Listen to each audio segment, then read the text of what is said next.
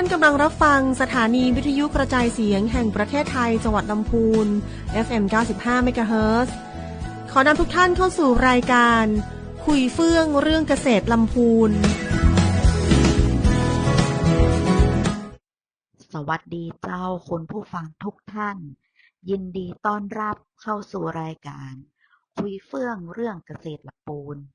ออกอากาศทางสถานีวิทยุกระจายเสียงแห่งประเทศไทยจังหวัดลำพูน FM 95 เมกะเฮิรตซ์ทุกวันเสาร์เวลา 5 โมงแรงถึง 6 โมงแรงเจ้าวันนี้คุณผู้ฟังอยู่กับเกษตรเมย์นางสาวรุ่งทิวาวิญญายองนักวิชาการส่งเสริมการเกษตรปฏิบัติการจากสำนักงานเกษตรอำเภอตุ้งหัวช้างจังหวัดลำพูนเจ้าวันนี้เราจะมาพูดคุยกันในหัวข้อการผลิตยางพาราในอำเภอตุ้งหัวช้างเจ้าและก็จะมีสูตรเด็ดเคล็ดลับน้ำมักเพื่อเพิ่มปริมาณน้ำยางมาฝากกันตัวเจ้าอำเภอตุ้งหัวช้างเจ้าเป็นอำเภอแห่งเกษตรกรรมเนาะพืชเนาะมีค่อนข้างที่จะหลากหลายนะเจ้าบอกว่าจะเป็นลำไยข้าวโพดเลี้ยงสัตว์เนาะมันอะลูถั่วและข้าวนะเจ้าไปจนถึงยางพาราเนาะซึ่งยางพาราเนี่ยจะว่าไปมันก็บ่ใช่พืชหลักของอำเภอตุ้งหัวช้างนะเจ้าแต่ก็มีเกษตรกรหลายท่านนะเจ้าที่ปลูกนะเจ้าเพื่อเพิ่มรายได้แห่งทางหนึ่งนะเจ้ายางพาราเนาะก็ถือเป็นพืชเศรษฐกิจของประเทศไทยนะเจ้าโดยไทยเนี่ยก็จะเป็นหนึ่งในผู้ผลิตและก็ส่งออกยางรายใหญ่ของโลกเนาะโดยจะถูกนำไปใช้ในหลากหลายอุตสาหกรรมนะเจ้าตั้งแต่ยางยนต์เนาะถุงมือแพทย์พื้นรองเท้านะเจ้าไปจนถึงชิ้นส่วนในรถยนต์ไฟฟ้าในปัจจุบันเนาะที่ผ่านมานะเจ้าราคายางพาราเนาะมันก็จะมีเหมือนพืชทั่วไปเนาะที่ราคาก็มีขึ้นลงไปตามภาวะตลาดโลกเนาะซึ่งปัจจัยมันก็มีหลากหลายสาเหตุเนาะทั้งความต้องการของอุตสาหกรรมเนาะภาวะเศรษฐกิจของโลกหรือปริมาณการผลิตจากประเทศต่างๆนะเจ้า ช่วงปีที่ผ่านมานะเจ้าแนวโน้มราคาของยางพารานะเจ้ามีราคาที่สูงขึ้นนะเจ้าเนื่องมาจากความต้องการใช้ยางนะเจ้าในอุตสาหกรรมต่างๆเช่นรถยนต์ไฟฟ้านะเจ้าอุปกรณ์ทางการแพทย์หรือการก่อสร้างการทำถนนต่างๆเนาะตรงนี้เองนะเจ้าก็เป็นโอกาสหนึ่งนะเจ้าของเกษตรกรเนาะถ้าสมมุติว่าสามารถผลิตยางพาราที่มีคุณภาพนะเจ้าได้มาตรฐานแล้วก็ได้ผลิตได้ปริมาณที่เยอะขึ้นนะเจ้าก็จะมีเป็นโอกาสที่เกษตรกรก็จะมีรายได้ให้กับครอบครัวมากขึ้นนะเจ้าช่วงแรกขอพักไว้ต่ออีกก่อนนะเจ้าเดี๋ยวเรามาพูดคุยกันในช่วงที่สองเจ้าช่วงนี้พักฟังเพลงเพราะๆกันสักครู่เจ้า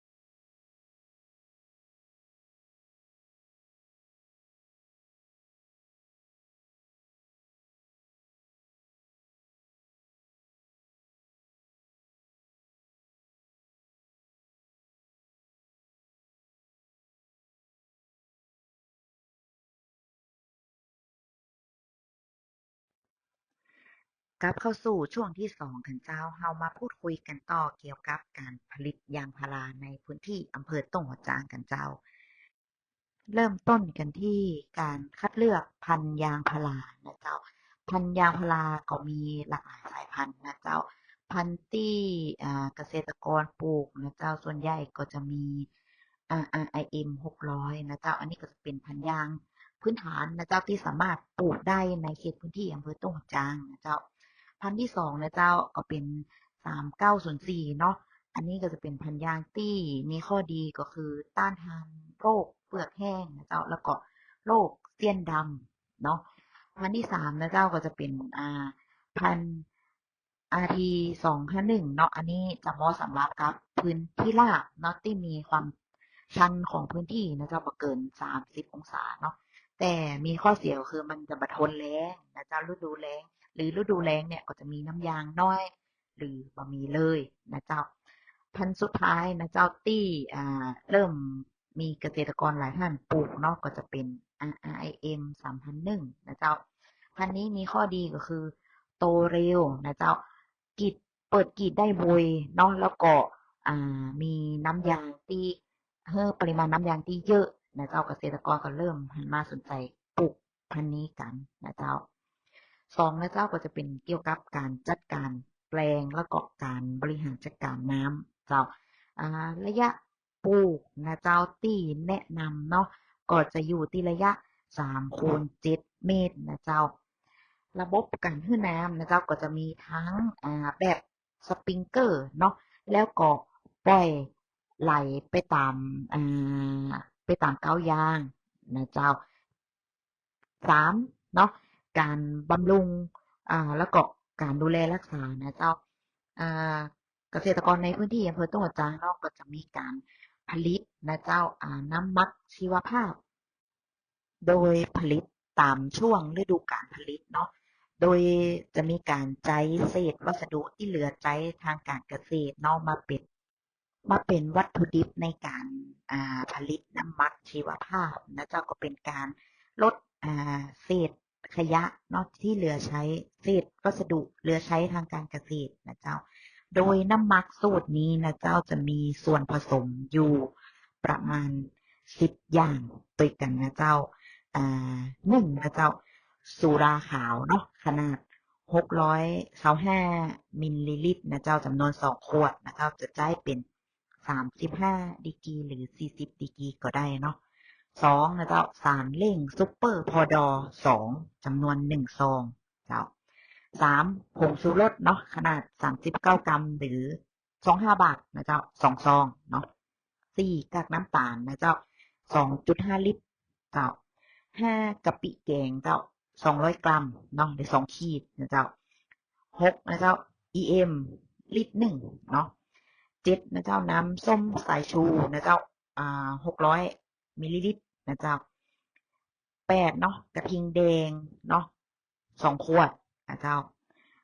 9เนาะน้ำตาลกลูโคสหรือน้ำตาลทางด่วนเนาะ25กิโลนะเจ้าสุดท้ายนะเจ้าจะเป็นมันอะลูเนาะ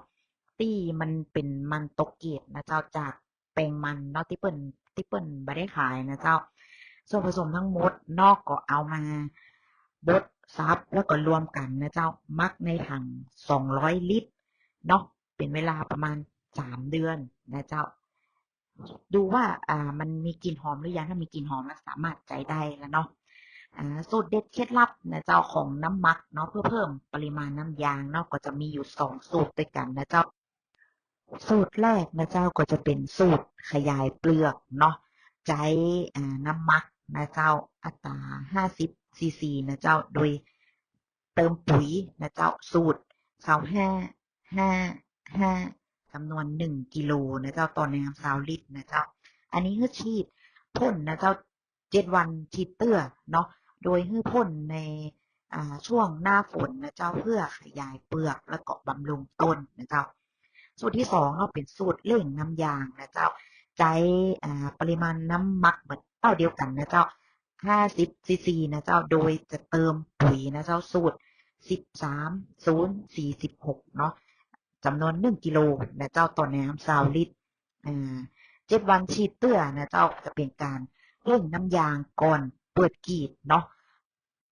ท่านผู้ฟังท่านใดนะเจ้ามีสวนยางพาราอยู่นะเจ้าก็สามารถนำสูตรน้ำมักกับสูตรเด็ดเคล็ดลับนี่ไปใช้ในสวนยางของตัวเก่าได้นะเจ้าต่อไปเนาะข้อ4นะเจ้าการกรีดยางนะเจ้าอ่าโดยมันจะมีการใช้มีดที่กรมวิชาการแนะนำนะเจ้าวิธีการกรีดเนาะแล้วก็การผสมน้ำกรดในอัตราที่ถูกต้องและก็เหมาะสมนะเจ้าต่อไปนะเจ้าก็จะเป็นการขายผลผลิตนะเจ้าอ่ายางพาราในพื้นที่อำเภอตุ้งหัวจางเนาะส่วนใหญ่จะขายเ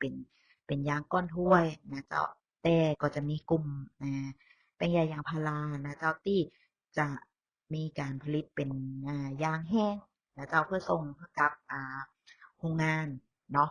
สุดท้ายนะเจ้าก็จะเป็นการเพิ่มรายได้ให้ชาวสวนยางเนาะโดยกลุ่มเนี่ยเจ้าก็จะมีการแนะนำกันภายในกลุ่มนะเจ้ามีการใช้พื้นที่ระหว่างต้นยางเนาะปลูกโกโก้เนาะเพื่อเพิ่มรายได้ให้กับเกษตรกรเองนะเจ้า ท่านผู้ฟังท่านไหนนะเจ้าต้องการที่จะสอบถามเพิ่มเติมเนาะหรือว่าอยากได้คำแนะนำเกี่ยวกับการผลิตยางพาราหรืออ่าจำสูตรน้ำมักมาได้จำสูตรเด็ดเคล็ดลับมาได้นะเจ้าสามารถสอบถามได้ที่แปลงใหญ่ยางพาราเนาะกลุ่มเกษตรกรทำสวนยางลุ่มน้ำลีนะเจ้าหมู่9ตำบลบ้านปวงอำเภอตุ้งหัวช้างจังหวัดลำพูนนะเจ้า เบอร์โทรศัพท์0979373999นะเจ้าทางกลุ่มนะเจ้าไม่ว่าจะเป็นประธานกลุ่มหรือสมาชิกกลุ่มนะเจ้ายินดีให้คำปรึกษานะเจ้า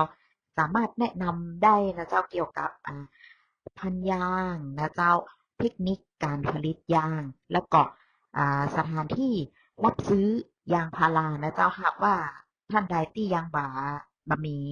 ที่ขายยางพาราเนาะสามารถปรึกษากับทางกลุ่มได้นะเจ้าสำหรับวันนี้เจ้ารายการคุยเฟื่องเรื่องเกษตรละปูนเจ้าต้องขอตัวลาท่านผู้ฟังไปก่อนนะเจ้าคราวหน้านะเจ้าจะเป็นหัวข้อเกี่ยวกับการเกษตรเรื่องใดนะเจ้าสามารถติดตามฟังได้ทาง FM 95เมกะเฮิรตซ์เวลา5โมงแรงถึง6โมงแรงได้ทุกช่องทางนะเจ้าสำหรับวันนี้ขอตัวลาไปก่อนเจ้าขอบคุณทุกท่านอีกครั้งเจ้าสวัสดีเจ้า